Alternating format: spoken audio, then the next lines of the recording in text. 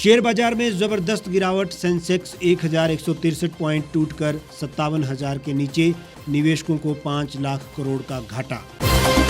कांगड़ा के 7 साल के मासूम समेत 3 की मौत। हिमाचल में कोरोना के 163 नए केस, 5.87% पॉजिटिविटी रेट और एक्टिव केस 3,808। शिमला से 2 नाबालिग लड़कियां हुई लापता। परिजनों को अपहरण होने का अंदेशा। छोटा थाना में मामला दर्ज। तलाश करने पंजाब के रोपड़ गई पुलिस। रूस यूक्रेन तनाव से भारतीय छात्र संकट में। यूक्रेन में पढ़ रहे 20,000 भारतीय छात्र। राष्ट्रपति सचिवालय में याचिका दायर कर इन्हें वापस लाने की मांग। और हिजाब विवाद पर सीएम योगी ने कहा, संविधान के अनुरूप चले व्यवस्था। स्कूल में ड्रेस कोड लागू होना चाहिए।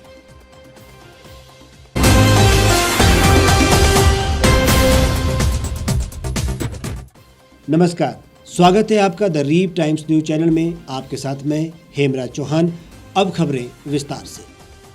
कमजोर ग्लोबल मार्केट के बीच भारतीय बाजार की शुरुआत आज भारी गिरावट के साथ हुई है। सोमवार सुबह यानी कि आज 9:22 पर बॉम्बे स्टॉक एक्सचेंज का सेंसेक्स 1163 पॉइंट्स टूटकर 56,989 अंक पर पहुंच गया। इससे निवेशकों को पहले ही मिनट में 5 लाख करोड़ रुपए का घाटा हुआ। आज सेंसेक्स शनिवार से 1,432 अंक नीचे 56,720 पर खुला था। इसने 57,140 का ऊपरी स्तर और फिर 56,720 का निचला स्तर पहले घंटे में ही छू लिया। सेंसेक्स के 30 शेयर में केवल टीसीएस ही बढ़त में है, बाकी 29 शेयरों में गिरावट है। बैंकिंग शेयर्स जमकर टूटे हैं। एसबीआई 4%, एचडीएफसी 3% और आईसीआईसी बैंक का शेयर 3.50% टूटा है। आज लिस्टेड कंपनियों का मार्केट कैप 258.11 लाख करोड़ रुपए रह गया, जो शुक्रवार को 263.47 लाख करोड़ रुपए था। शुक्रवार को बीएसई का सेंसेक्स 773 पॉइंट गिरकर 58,152 पर, जबकि नेशनल स्टॉक एक्सचेंज का निफ्टी 231 अंक टूटकर 17,374 पर बंद हुआ था। हिमाचल प्रदेश के कांगड़ा में रविवार को 7 साल के बच्चे समेत 3 लोगों की कोरोना से मौत हुई है। मासूम के अलावा मृतकों में कांगड़ा के 52 वर्षीय व्यक्ति और कुल्लू की 78 साल की महिला शामिल है। प्रदेश में अब तक 4,065 लोगों की जान कोरोना से संक्रमित होने के बाद चली गई है। कोरोना की तीसरी लहर में 50 दिनों में 209 लोगों की मौत हुई है। अवकाश के कारण रविवार को स्वास्थ्य विभाग ने कोरोना जांच को बिल्कुल निचले स्तर पर ला दिया है। बीते 24 घंटे के दौरान प्रदेश भर में मात्र 2,776 लोगों की कोरोना जांच की गई। इनमें से 163 नए संक्रमित मिले हैं, यानी संक्रमण दर 5.87% रिकॉर्ड किया गया है। बीते एक सप्ताह के दौरान रोजाना संक्रमण दर 10% से कम है, जबकि जनवरी के दूसरे, तीसरे और चौथे सप्ताह से यह 15 से 25% के बीच चल रहा था। रविवार को 338 लोगों ने कोरोना को मात दी है। इसके बाद एक्टिव केस 3,808 रह गए हैं। कांगड़ा इकलौता जिला ऐसा है जहां 500 से ज्यादा एक्टिव केस बचे हैं, जबकि लाहौल स्पीति और किन्नौर जिला में 50 से कम एक्टिव केस रह गए हैं। इन दोनों जिलों में आज एक भी नया केस नहीं मिला है, जबकि ऊना, सिरमौर और चंबा में 10 से कम नए केस मिले हैं। प्रदेश में नए मामले जरूर कम हो रहे हैं, लेकिन कोरोना से मौतें नहीं रुक रही हैं। हिमाचल प्रदेश के शिमला जिले के उपनगर कुसुम्पटी से 2 नाबालिग लड़कियां लापता हुई हैं। परिजनों ने दोनों लड़कियों के अपहरण का अंदेशा जताया गया है। एक आर्मी अफसर की बेटी है तो दूसरी हिमाचल प्रदेश सचिवालय में कार्यरत अधिकारी की पुत्री है। परिजनों ने इसे लेकर छोटा शिमला थाना में मामला दर्ज करवा दिया है। पुलिस ने आईपीसी की धारा 363 के तहत मामला दर्ज करके लड़कियों की तलाश शुरू कर दी है। सूत्रों की माने तो पुलिस ने दोनों नाबालिग लड़कियों की तलाश के लिए एक टीम रोपड़ के लिए भी रवाना की है, क्योंकि दोनों नाबालिग लड़कियों की लोकेशन रोपड़ के आसपास की बताई जा रही है। कुसुम्पटी निवासी राजेश्वरी देवी ने पुलिस को दी शिकायत। बताया कि उनकी 16 साल की बेटी रीना और 15 साल की भांजी सीमा 11 फरवरी को सुबह 8 बजे शिमला से सुंदरनगर के लिए बस में रवाना हुई थी। लेकिन दोनों सुंदरनगर नहीं पहुंची। इससे पहले परिजनों ने दोनों लड़कियों को रिश्तेदारों के यहां खोजने का काफी प्रयास किया है, लेकिन कोई सुराग नहीं लगा। वहीं 48 घंटे बाद भी लड़कियों का पता न लगने से परिजन परेशान हैं। बताया जा रहा है कि रीना और सीमा दोनों शिमला में ही पढ़ाई करती है। सीमा मूल रूप से सुंदरनगर की रहने वाली है, जबकि रीना उन्हीं की रिश्तेदार है जो मूल रूप से दिल्ली के रहने वाले बताए जा रहे हैं। दोनों लड़कियां 11 फरवरी को सीमा के सुंदरनगर स्थित गांव के लिए रवाना हुई। पुलिस हर पहलू पर जांच कर रही है। परिजनों से भी लड़कियों के बारे में जानकारी जुटाई जा रही है। यूक्रेन को लेकर रूस और नाटो फोर्सेस के बीच उपजा तनाव अब दुनिया के दूसरे देशों को भी प्रभावित कर रहा है। पूर्वी यूरोप में युद्ध के खतरे के बीच यूक्रेन में इंजीनियरिंग और मेडिकल की पढ़ाई कर रहे 20,000 भारतीय छात्र भी आफत में पड़ गए हैं। इनमें से ज़्यादातर छात्र आंध्र प्रदेश, तेलंगाना, केरल, पंजाब और राजस्थान से हैं। इन छात्रों को वापस भारत लाने के लिए दिल्ली स्थित राष्ट्रपति सचिवालय में याचिका भी दायर कर दी गई है।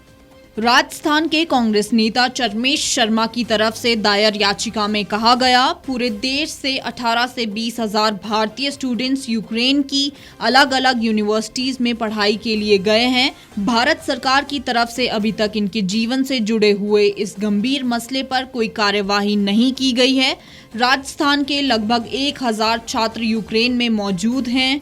मीडिया रिपोर्ट्स के मुताबिक अधिकांश भारतीय छात्र पश्चिमी यूक्रेन में रहते हैं, जबकि तनाव की स्थिति पूर्वी बॉर्डर पर है। यूक्रेन में पढ़ रहे भारतीय छात्रों के मुताबिक भारत के मेडिकल कॉलेजों में करीब में 88,000 सीटें हैं, जबकि 8 लाख से ज्यादा बच्चे एग्जाम देते हैं। इसके मुकाबले यूक्रेन में आसानी से दाखिला मिल जाता है, इस वजह से बच्चे यहाँ का रुख करते हैं। लगातार बढ़ते तनाव के बीच जो बाइडेन और यूक्रेन के राष्ट्रपति वोलोदिमीर जेलेंस्की ने भी फोन पर बात की है। दोनों राष्ट्र प्रमुख ने यूक्रेन संकट को हल करने के लिए कूटनीतिक प्रयास जारी रखने पर सहमति जताई है। जो बाइडेन ने कहा, यूक्रेन की संप्रभुता और क्षेत्रीय अखंडता को कायम रखने के लिए अमेरिका पूरी तरह से प्रतिबद्ध है। किसी भी संभावित रूसी हमले के खिलाफ सहयोगियों के साथ मिलकर तेजी से और निर्णायक तरीके से जवाब दिया जाएगा। मुख्यमंत्री योगी आदित्यनाथ ने उत्तर प्रदेश चुनाव में भाजपा की जीत के सवाल पर कहा कि प्रथम चरण के चुनाव के बाद स्थिति साफ होती जा रही है। मैं विश्वास से कह सकता हूं कि भाजपा उत्तर प्रदेश में प्रचंड बहुमत की सरकार बनाएगी और इसमें कोई भी संदेह नहीं होना चाहिए। उत्तर प्रदेश के मुख्यमंत्री योगी आदित्यनाथ ने दूसरे चरण की वोटिंग के बीच समाचार एजेंसी को इंटरव्यू दिया है। हिजाब मामले पर सीएम योगी ने कहा कि भारत की व्यवस्था संविधान के अनुरूप चलनी चाहिए। हमारी व्यक्तिगत आस्था और पसंद नापसंद हम देश और संस्थाओं पर लागू नहीं कर सकते हैं। क्या मैं यूपी में सभी कर्मचारियों या लोगों को बोल सकता हूं कि आप भी भगवा धारण करें? स्कूल में ड्रेस कोड लागू होना ही चाहिए। वहीं मुख्यमंत्री योगी आदित्यनाथ ने दावा किया है कि पहले चरण के मतदान के बाद बात साफ है कि भाजपा प्रचंड बहुमत की सरकार बनाएगी। योगी ने कहा कि पहले चरण के मतदान के बाद वोटर्स ने सपा अध्यक्ष अखिलेश और जयंत चौधरी को ठंडा कर दिया है। हिजाब मामले पर सीएम योगी ने कहा कि भारत की व्यवस्था संविधान के अनुरूप चलनी चाहिए। हमारी व्यक्तिगत आस्था और पसंद नापसंद हम देश और संस्थाओं पर लागू नहीं कर सकते हैं। क्या मैं यूपी में सभी कर्मचारियों या लोगों को बोल सकता हूं कि आप भी भगवा धारण करें? स्कूल में ड्रेस कोड लागू होना चाहिए? मेरा तो बहुत स्पष्ट मानना है, भारत की व्यवस्था संविधान के अनुरूप चलनी चाहिए। हमारी व्यक्तिगत आस्था, हमारे व्यक्तिगत स्वयं के अधिकार या हमारी स्वयं की पसंद नापसंद हम देश के ऊपर लागू नहीं कर सकते, संस्थाओं के ऊपर लागू नहीं कर सकते। ये नहीं लागू कर सकते हैं।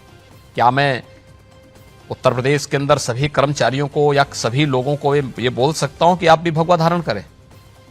ये उनका विषय है, जो उनको धारण करना करें, लेकिन ड्रेस कोड स्कूलों में लागू होना चाहिए। स्कूल का विषय है, स्कूल के अनुशासन का विषय है।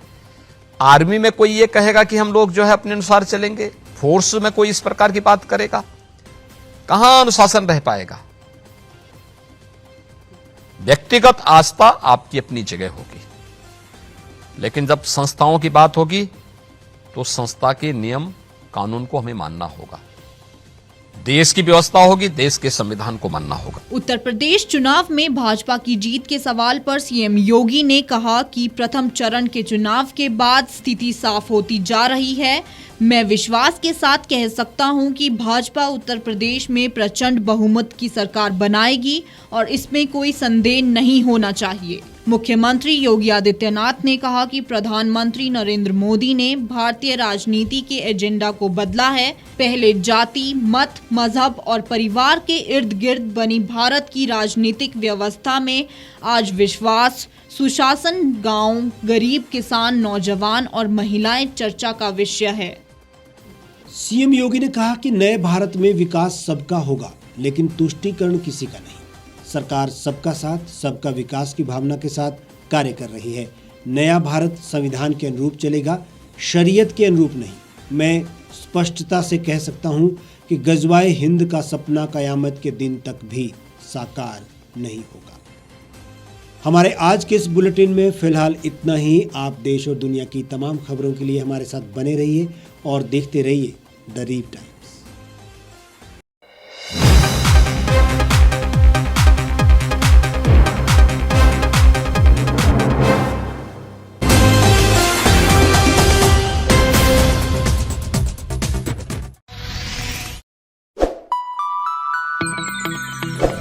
खबरों में बने रहने के लिए सब्सक्राइब करें द रीप टाइम्स, लाइक और शेयर करना ना भूलें। एक छत के नीचे सुविधाओं का अब उठाएं लाभ। रीव ई मार्ट में अब पाएं अपनी रसोई के लिए गुणवत्ता और सस्ते दामों पर राशन सामग्री। दालें हो या हो मसाले, आपका किचन ई मार्ट संभाले। उच्च गुणवत्ता और दामों में बेहतरीन रीव ई मार्ट में पधारें और पाएं अपनी पसंद के सभी उत्पाद, या फिर करें ऑनलाइन ऑर्डर और पाएं घर द्वार पर ही सुविधा। आज ही संपर्क करें फोन नंबर 8219694079 पर, बाईपास रोड, शनान, संजौली, शिमला। गांव की चौपालों से लेकर संसद के गलियारों तक, गृहिणी के चूल्हे से लेकर निवेश और बाजारों तक, किसानों के हाल से लेकर खेत और खलिहानों तक, शिक्षा और स्वास्थ्य से लेकर खेल के मैदानों तक, संसद के प्रधान से लेकर पंचायत के पंच तक, सेंट्रल हॉल से लेकर ग्राम सभा के मंच तक, हर खबर पर रहेगी हमारी पैनी नजर।